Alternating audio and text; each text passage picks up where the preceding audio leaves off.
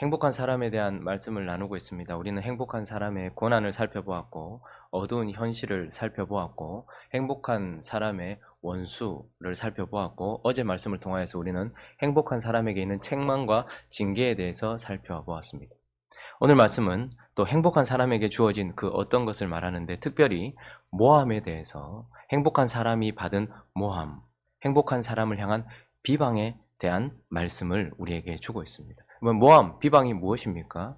모함이란, 비방이란 악한 의도를 가지고서 상대방을 헐뜯어서 그렇게 하여서 어떻게 해요? 그 사람을 곤란에 빠뜨리고 그 사람의 영혼을 죽이려고 하는 악한 태도를 바로 모함, 비방이라고 합니다.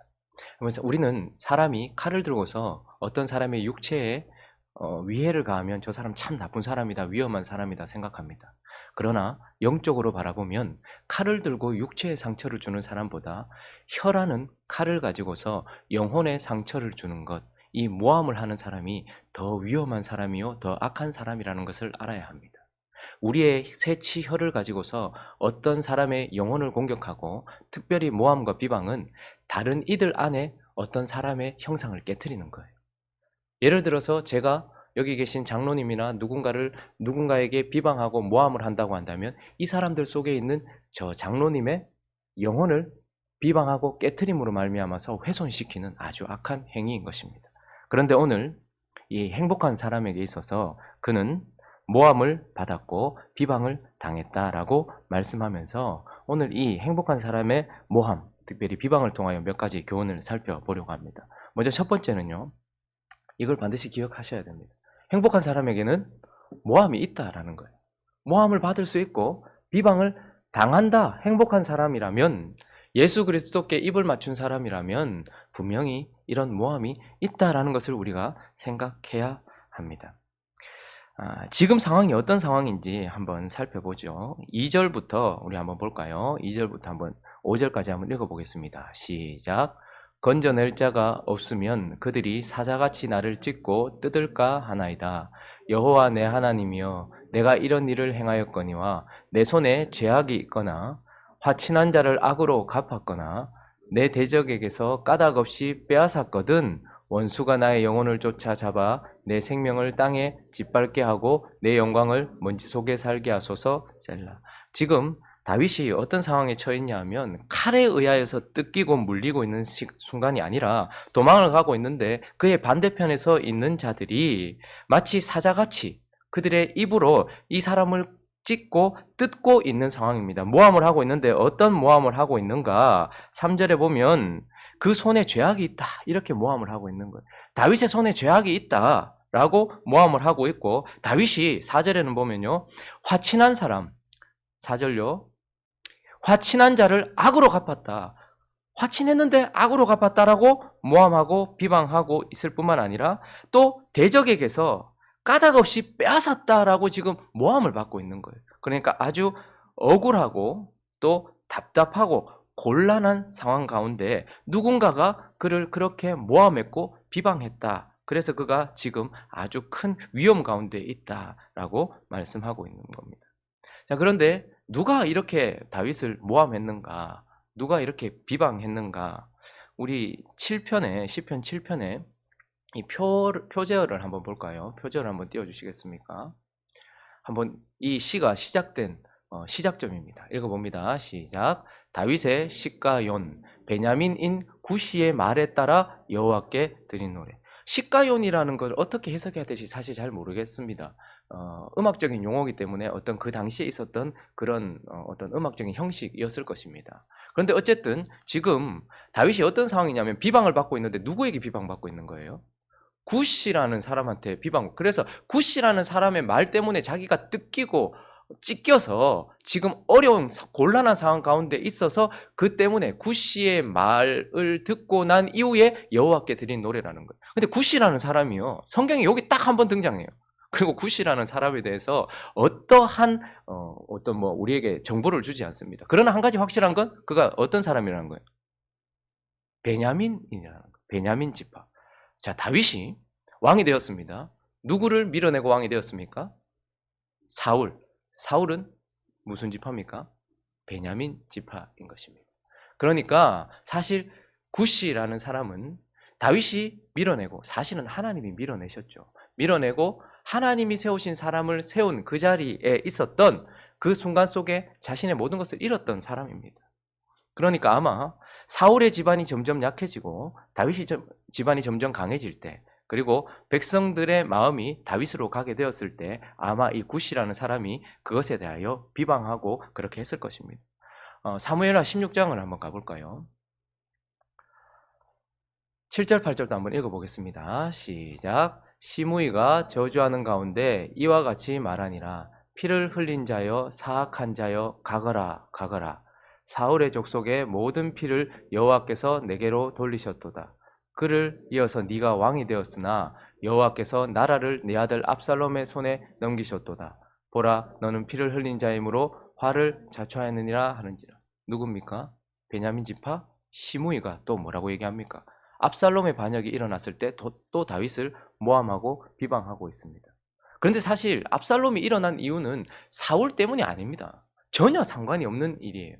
어쩌면 압살롬이 일어난 건 다윗의 죄 때문이긴 합니다. 그러나 그것이 다윗이 사울을 밀어냈거나 베냐민 지파를 밀어냈기 때문은 전혀 아니었습니다. 그러나 이때도 어떻게 합니까? 그들은 다윗을 곤란하게 하기 위하여서 혀라는 칼을 들고서 다윗이 가장 아픈 순간에 사람들에게 봐라, 베냐민 지파 사울을 밀어냈더니 이런 일이 있지 않느냐, 하나님도 저를 버렸다라고. 사실은 버림받은 왕은 사울이지만 저는 버림받지 않았다라는 증거가 사실은 압살롬의 반역 아닙니까? 하나님이 그를 버리지 않았다, 징계하고 있다라는 걸 보여주는 상황 속에서도 그는 그렇게 하고 있죠. 사무엘하 20장도 잠깐 볼까요? 20장 1절 2절도 한번 읽어보겠습니다.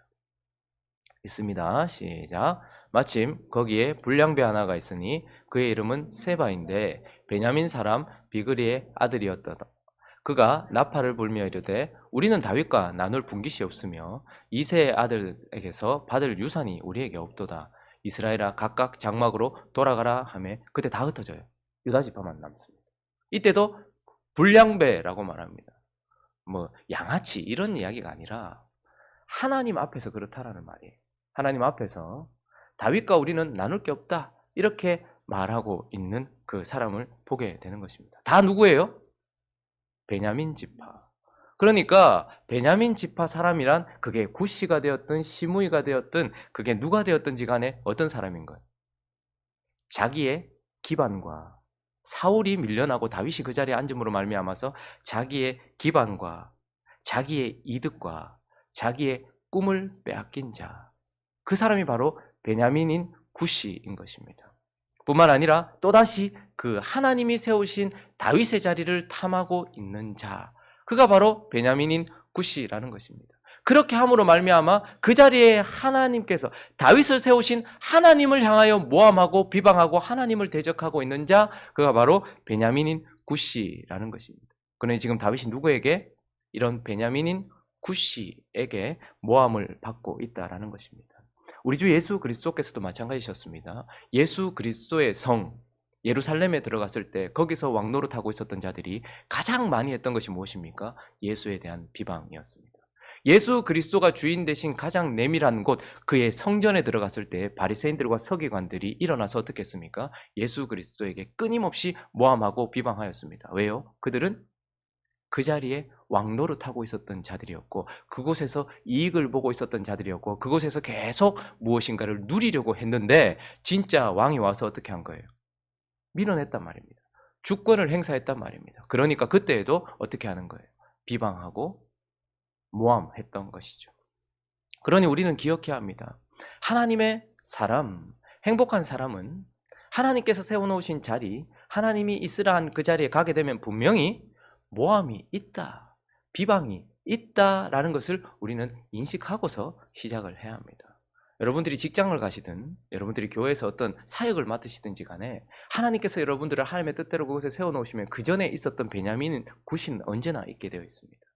그곳에서 비방을 받을 수 있다, 모함을 받을 수 있다라는 것을 인식하고, 그리고 이제 우리가 살펴볼 것은 이런 모함 속에서 우리가 어떻게 해야 되는가. 그 두 번째 교훈은 바로 모함이 있다라는 것과 두 번째는 바로 하나님은 심판하신다라는 거예요.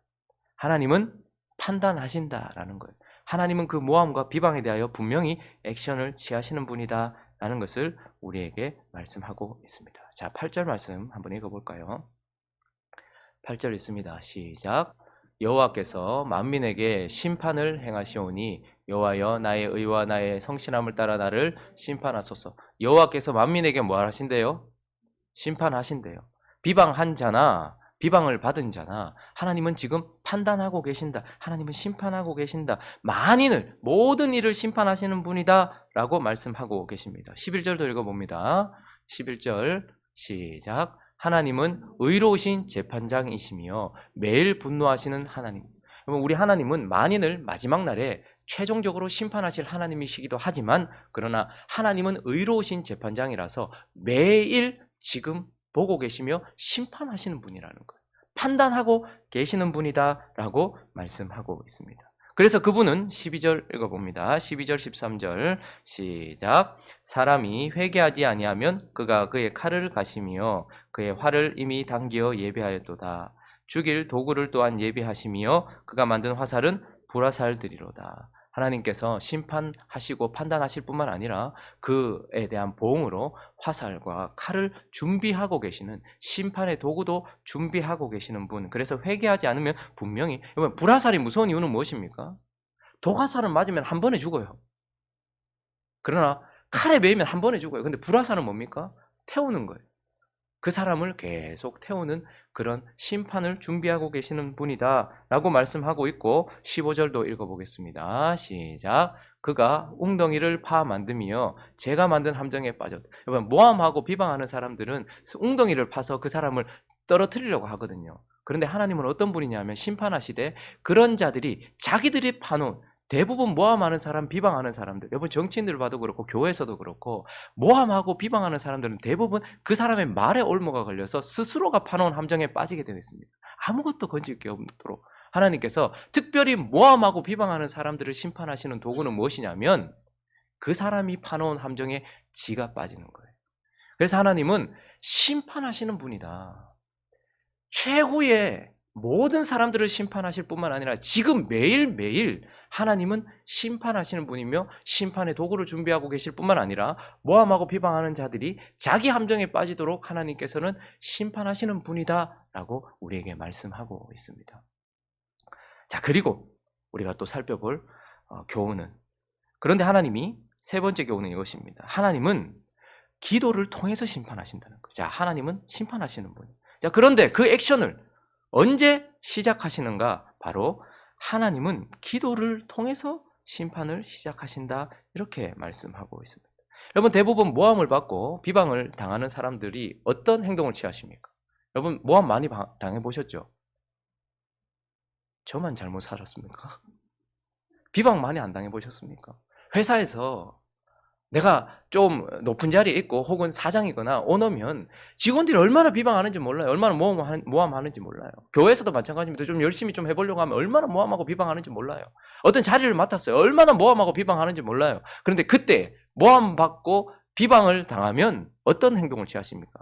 대부분 첫 번째는 모함당한 내용이 아니기 때문에, 억울하기 때문에, 너무 억울하니까 그게 아니라고 사람들에게 가서 불을 끄기 시작해요. 아유 아니다. 그런 소문이 돌던데 나도 진짜 너무 마음이 아프다. 난 아니다 라고 말하면서 모함 당한 내용을 들었던 백성들, 사람들에게 가서 그걸 어떻게 해요? 무마시켜 보려고 막 노력을 해요. 그래서 이 사람들도 만나보고 저 사람들도 만나보고 그렇게 하는 것이죠. 또 어떤 방법을 하십니까? 모함하는 그 사람을 찾아가요. 비방하는 그 사람에게 찾아가서 합의를 보려고 합니다. 왜 그렇게 말하냐? 내가 그랬냐? 나는 그런데 그런 게 아니다. 이렇게 해서 해결될 거라고 생각해서 모함하는 그 사람을 찾아가기도 합니다. 그런데 좀 힘이 있거나 욱하거나 그 모함이 농도가 짙다 하면 이제 어떻게 됩니까? 가서 서로 모함하거나 쳐버립니다. 네가 그러면서 어떻게 합니까? 쳐버리는 것이죠. 대부분은 이렇게 반응할 것입니다. 그게 아니라고 변명을 하면서 돌아다니거나 그 모함의 근원지를 찾아가서 해결해 보려고 하거나 아니면 그 사람을 상대방을 쳐서 나도 같이 모함하고 혹은 나도 같이 치는, 보통 이런 식으로 반응하지 않습니까? 저만 그렇게 했습니까? 그런데 이렇게 해서는 모함이라는 불이, 비방이라는 불이 결코 꺼지지 않습니다. 오히려 불 붙은 곳에 기름 붓는 꼴이 되어진다는 것을 진리도 말하고 있고 우리의 경험도 우리에게 가르쳐주고 있습니다. 오늘 다윗은 이때 어떻게 했습니까? 자, 6절, 7절 말씀을 읽어보겠습니다. 6절, 7절 시작. 여호와여 진노로 일어나사 내 대적들의 노를 막으시며 나를 위하여 깨소서. 주께서 심판을 명령하셨나이다. 민족들의 모임이 주를 두르게 하시고 그 위 높은 자리에 돌아오소서. 다윗은 비방을 들은 사람들에게 가서 변명을 하거나 비방하는 사람에게 가서 쇼부를 보거나 혹은 그 사람을 쳐서 그의 입을 막으려고 하지 않고 여호와께로 갔다라는 것을 보게 됩니다.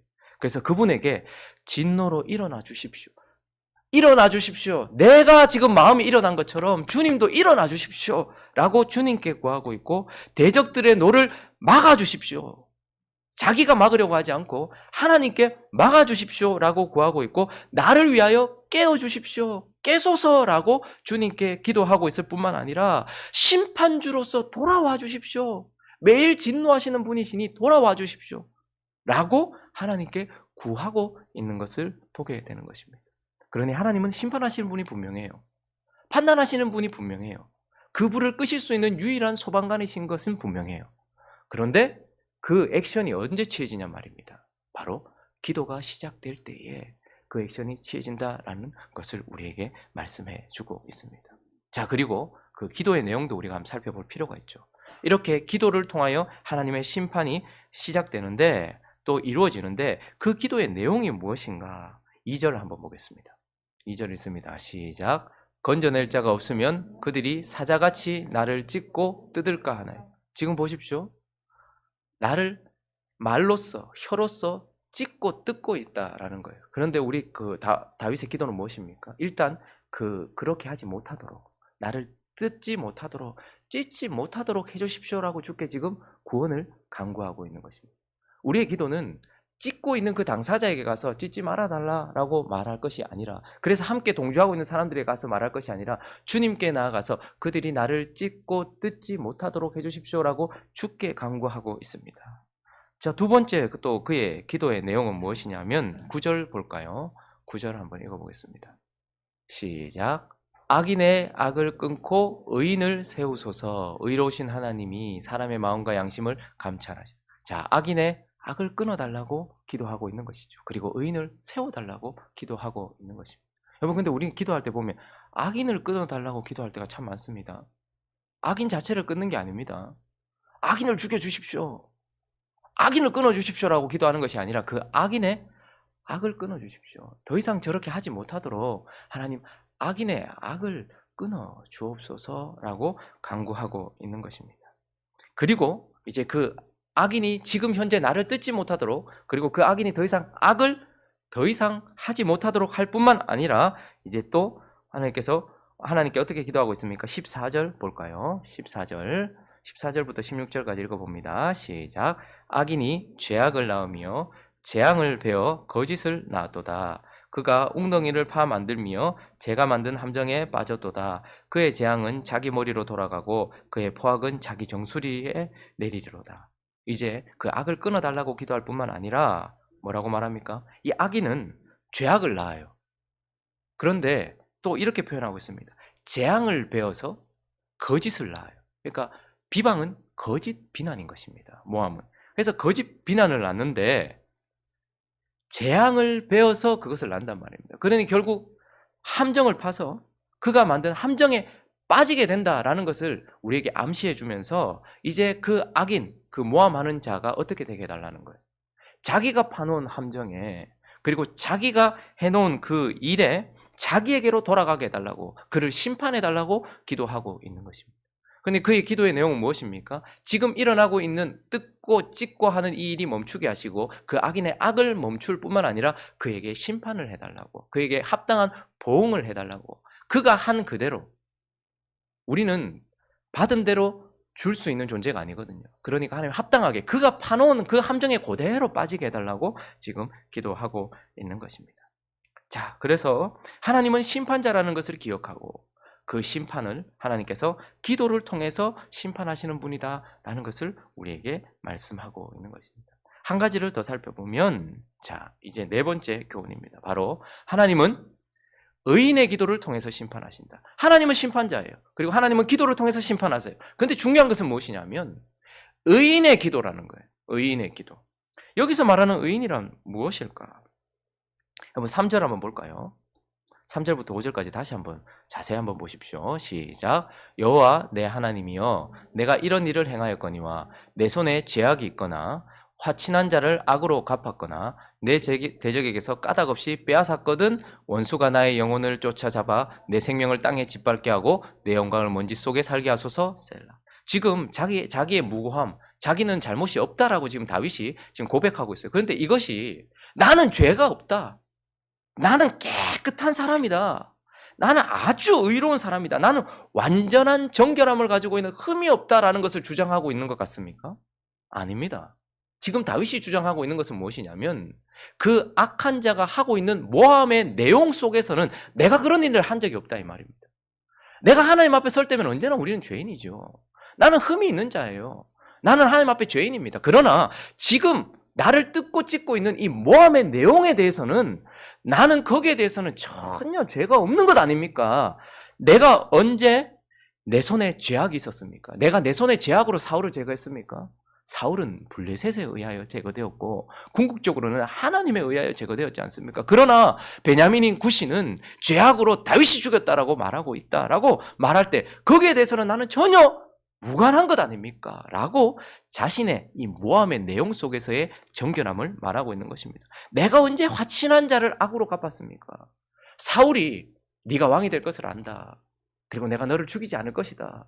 그렇게 말해놓고도 끊임없이 자기를 죽이려고 했고 화친한 것처럼 했었어도 그는 나를 죽이려고 했지만 나는 끝까지 그에게 손을 대지 않았지 않냐고. 나는 화친한 자를 악으로 갚은 적이 없다라고 그 일에 대하여 그 모함에 대해서는 내가 무고하다라고 말하고 있고 내가 언제 대적에게서 까닭없이 무엇을 빼앗았습니까? 아무것도 그렇게 한 적이 없었습니다. 그렇다면 원수가 나의 영혼을 잡아 이렇게 하게 해 주십시오. 라고 말하면서 나의 완전한 흠없음을 말하는 것이 아니라 모함당하고 있는 그 일에 대하여 내가 정결하다. 그렇기 때문에 기도하고 있는 거예요. 그러니 이 기도를 통해서 심판하시는 하나님께 어떤 모습으로? 깨끗한 모습으로, 의인의 모습으로 기도하고 있는 것입니다. 그것뿐만 아니라 8절을 한번 볼까요? 그 일에 대하여 그는 무관할 뿐만 아니라 8절은 이렇게 말합니다. 시작. 여호와께서 만민에게 심판을 행하시오니 여호와여 나의 의와 나의 성실함을 따라 나를 그럼 지금 심판을 하시기 전에 먼저 누구부터 심판해 달라고 말하는 거예요? 누구부터 판단해 보라고 말하는 거예요? 나를이라고 말합니다. 다윗은 모함 당하고 있는 그 일에 대하여 무관하였을 뿐만 아니라 혹시 내가 진짜 저 일과 상관이 있는지 하나님께서 판단해 보십시오. 그리고 만약에 판단을 해보시고 있다면 내가 잘못한 것이죠. 라고 말하고 있는 것입니다. 그럼 우리는 이런 태도가 필요합니다. 누군가가 나를 모함할 때 아프죠. 비방당하면 기분이 안 좋습니다. 기분만 안 좋습니까? 칼에 찔린 것보다 모함당하는 것이 더 많은 상처를 줍니다. 아주 오랫동안 상처를 줍니다. 우리의 몸은 여기서 쓰고 나중에 새로 받을 것이지만 우리의 영혼은 여기서부터 끝까지 가는 거잖아요. 그런데 그런 모함을 당했을 때 얼마나 어렵습니까? 근데 그 순간에 내가 지금 받고 있는 비방과 내가 지금 당하고 있는 이 모함에 대해서 내가 진짜 관련이 있는 것은 아닌지 우리가 모를 때가 있거든요. 그러니 하나님께 점검을 요청하고 있는 것입니다. 성령께서 나를 비춰주셔서 나를 깨닫게 해주십시오. 만약에 그와 상관이 있는 것이 있다면 내가 회개해야죠. 지금 그렇게 말하고 있는 것입니다. 그러면 이렇게 하나님께 구하고 있는 것은 성령의 비춤 받을 수도 있고요. 하나님의 편에 서 있는 사람에게 물어볼 수도 있습니다.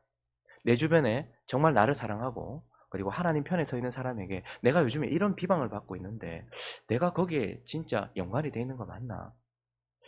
목사가 설교를 하고 난 이후에 혹은 어떤 행동을 하고 난 이후에 어떤 결과가 있고 나서 이제 나는 아닌 것 같았는데 라고 하면서 저는 이제 제 아내에게 주로 많이 묻습니다. 아내가 비교적 객관적인 편입니다. 그래서 객관적이다라는 것은 저의 기분을 별로 생각하지 않고 말해준다는 거. 설교를 했을 때 잘못했으면 그 설교가 조금 그 내용은 조금 그랬다. 그리고 그 행동은 조금 그랬다라고 제 기분에 맞춰주지 않은 채 얘기를 한다라는 것이죠. 그러나 가끔씩 그런 입을 통하여서 나 자신을 점검하는 것은 필요합니다. 아프죠. 목사가 설교하고 난 이후에 설교를 평가받는다는 것, 목사가 어떤 행동을 하고 난 이후에 그 행동에 대해 평가받는 것이 아프죠. 그러나 객관적인 평가를 해볼 필요는 분명히 있습니다. 내가 누군가에게 비방을 받고 있고 내가 누군가의 모함을 받았다라면 그것에 내가 정말 상관이 있는가, 나 자신만 성령 앞에서만 점검할 것이 아니라 하나님이 세우신 누군가를 통하여서 점검해보라는 거예요. 하나님, 나를 먼저 심판하십시오. 그렇게 자기 자신이 깨끗해진 사람, 그런 사람을 의인이라고 하는 거예요. 그래서 여기서 말하는 의인이란 흠이 전혀 없는 사람이 아니라 모함받고 있는 내용에 대하여 깨끗할 뿐만 아니라 그 일에 대하여 자기 자신을 점검한 사람의 기도를 통하여 하나님께서 심판을 하신다, 이렇게 말씀하고 있는 것입니다. 말씀을 정리하겠습니다. 여러분은 행복한 사람이십니까? 요즘 행복한 사람에 대한 내용을 쭉 보다 보면 행복한 사람은 고난, 어두운 현실, 뭐 원수, 뭐 징계, 거기다가 이제 모함까지 있으니까 이거 내가 행복한 사람이 돼야 되나 말아야 되나 싶을 수도 있을 것입니다. 특별히 우리 교회 딱 올라올 때 보면 이스라엘이여 너는 행복한 사람이로다. 그런데 이것이 행복인 것 같습니다. 어디를 가든 모함을 받으십니까? 점검해보고 그것이 나와 상관이 없다면, 그리고 그것이 정말로 내가 그에 대해서 그런 일이 없다면 우리는 모함 받을 수 있는 행복한 사람이다 라는 것을 기억하십시오. 그리고 분명히 기억하십시오. 여호와는 매일 분노하시는 하나님이시다. 심판하시는 분이다. 그런데 문제는 무엇입니까? 모함을 받으실 때, 억울한 비방을 당하여서 내 영혼이 갈기갈기 뜯기고 찢길 때에 여러분은 어떻게 결과 지어지십니까? 모함받고 비방받았을 때에 그저 기도 없이 그냥 이것을 마음에 묻어두고 그냥 그렇게 지나가 버리셨습니까? 모함과 비방의 결과가 여러분에게는 어떻게 남아있냐고 저는 묻고 있는 것입니다. 기도 없이 그냥 내가 참지 뭐 하고 가슴 깊이 묻어두고 그냥 지나가 버리셨습니까? 혹은 사람들을 쫓아다니면서 내 억울함을 한번 풀어보려고 했지만 결국 그 불이 더 붙어버려서 억울함 속에서 그 일이 그냥 지나가 버리셨습니까? 혹은 나를 비방하고 모함한 사람과 원수가 되고 결국 그를 공격하는 자리까지 가버리셨습니까? 오늘 다윗의 모함과 비방의 결과가 무엇인지 17절이 우리에게 말해주고 있는데요. 17절 읽어봅니다. 시작. 내가 여호와께 그의 의를 따라 감사하며 지존하신 여호와의 이름을 찬양하리로다. 모함과 비방의 끝에서 다윗은 감사와 찬양을 올려드렸습니다. 우리의 끝과 다윗의 끝이 전혀 다르다는 것을 볼 필요가 있겠죠.